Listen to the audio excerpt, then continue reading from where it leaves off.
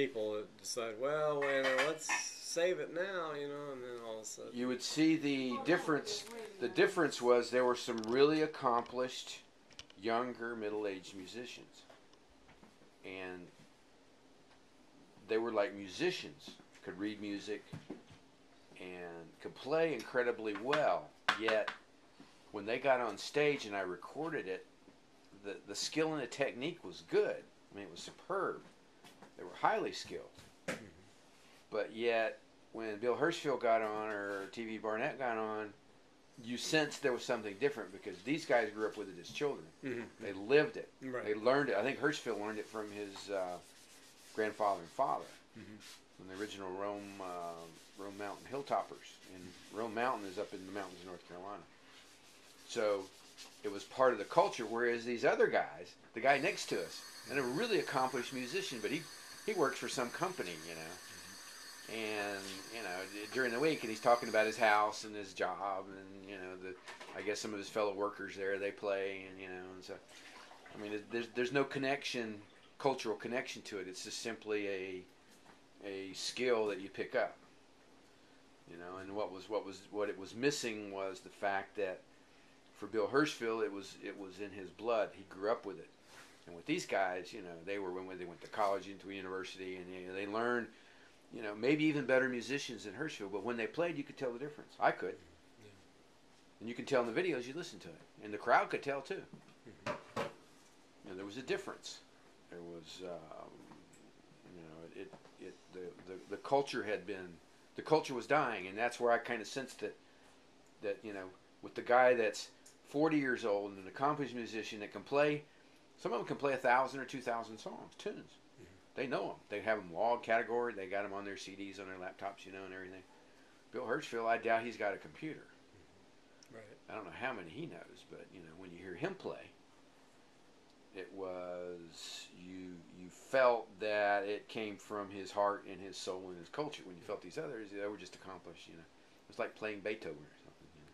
It wasn't like you grew up with Beethoven, you just learned it. So I know that was interesting. And so the cultural thing, you know, going back to the religion, it comes and it goes. So where Madeline missed it was, I think, was she could not stress the fact that religion is a cultural phenomenon, and that it's more of a lawsuit, and we're gonna disprove. We're gonna go and logically try to disprove an argument that's illogical to begin with. It's based on faith, right? You know, religious people believe in what they believe by faith. There's no proof.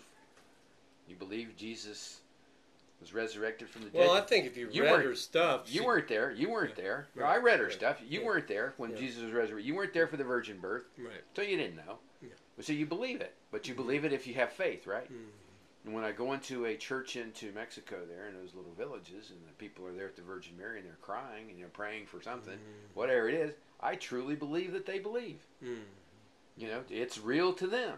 They really believe in the Virgin Guadalupe. It's the Virgin, you know, it's the Mexican version of the Virgin, version of the Virgin Mary. You know, she has all kinds of flavors. You know, well, that was based on an earth goddess that was actually an Aztec and Native American earth goddess. You know, you sense her temple right at that very same hill, and then just Catholic Church. Yeah. So you sense that, you know, the belief is there. But the other thing is that if you really think about it, then you also come up with the notion that there's a need to believe in it. For some reason, for whatever it is, that folks need to believe in it. Not only do they believe in it, they need to believe in it. And yeah, but I had that told to me over and over again, and I didn't feel that need, you know. You're different. You didn't have it. You're not sitting in front of the Virgin Mary crying, asking for help for your crops or your, you know, to save your marriage, or, you know, to save your sick kid or your mother or whatever. You know, you're not doing that. You wouldn't do that. Well, for a time I did, but so that was why I had the understanding that the reason I did was to primarily to make Mother happy. You know, actually, you know, because you can't bear to live, and it can be your mother or just your friends or whatever, but you don't want to live in a community and be alienated or have them feeling alienated from you. And so you want to placate them, please them, do whatever it takes, and so go along with their whatever it is that they're promoting, as long as you can, until the facts dictate otherwise. That you can't. Yeah, but you don't need it after a while. It's like the god Re there, the Ra there, and the Egyptian god. When if you think about it, go back. I think about that. I think, what an interesting comment that it was the most important god, and then it's gone. What does that mean? Well, it got conquered. In the case of that, it was like the Romans that conquered the Egyptians, and they just basically tried to substitute. It doesn't matter what it was. And then eventually, the Islam. It doesn't matter the circumstances, and it's the same with Islam. I mean, it's headed in the same direction. It's a cultural phenomenon. Yeah, oh yeah. And there will be a certain But day. it was founded on the sword. The sword it compelled, look, the conquering empire came along with a sword and said, now, you're our subjects and you believe what we believe, or else you'll be permanent peons or slaves of our society. The Catholic Church did precisely that in Latin America. Yeah, right. But still, there will come a time and day when that will all pass. It's all cultural. It will evolve. It's changing now. In the meantime, though, for those of us that are already advanced, so to speak. It's good for us. If you were an Indian in Mexico in the 1500s, it wasn't so good. No, it's still not good now. It's a big pain in the ass. I would prefer it if that day you were talking about being tomorrow or here now, so I could, I could be the. Well, the point is that it won't be today, and it won't be tomorrow. It's not going to be, and it might be.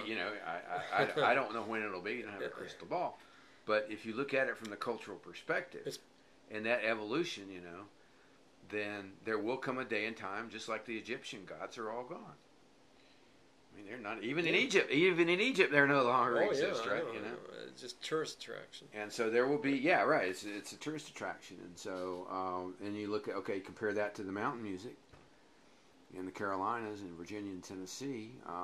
You can see that it's fading too. Mm-hmm. There's a lot of recordings, and the people that like it have CDs, and they'll. Still be people playing it, but 50 years from now, at Laurel Bloomery, there may be 10 people there. Instead of 100, there may be 10. The question is whether it'll still be 10 people 100 years from now and keep on being, or whether it will go actually extinct. Right. I don't think it'll actually go extinct because of technology and the ability of them being recorded preserves it more or less. Let's see, Bill Birschfield and TV Barnett are in their 80s or late 70s. But still, somebody's recorded them, I'm sure, already. Yeah. Oh, no. So that recording will probably be there. It's like the Egyptian god Re. There's pictures of Re in all the books. I mean, it's a famous picture of the sun god of the Egyptians, right? But that doesn't preserve the god. The god's gone.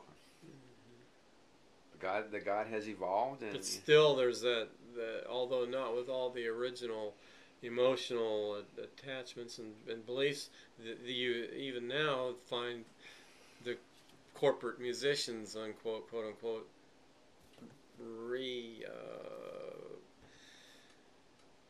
sort of more or less continuing that quote tradition, although not in the same. Culture comes and culture goes and culture dies, and there's no way to get around that. And in no instance of human history has one culture endured and not gone through that process.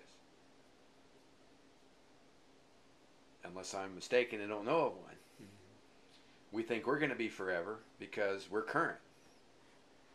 But you can see this culture that we're in is evolving very quickly. It's undergoing probably more change now than it has in our lifetimes. We've seen this huge amount of change in our lifetimes. And the culture as we know it 200 years from now may be very, very, very different. It's not to say that, there won't be some vestiges of it, but my guess is it will probably evolve and be something that we might not recognize. Certainly 1,000 years down the road, it would be something that we couldn't even recognize. We wouldn't, maybe even understand the language, obviously. And I think that when you begin to look at it in those terms on a timeline, then you see that the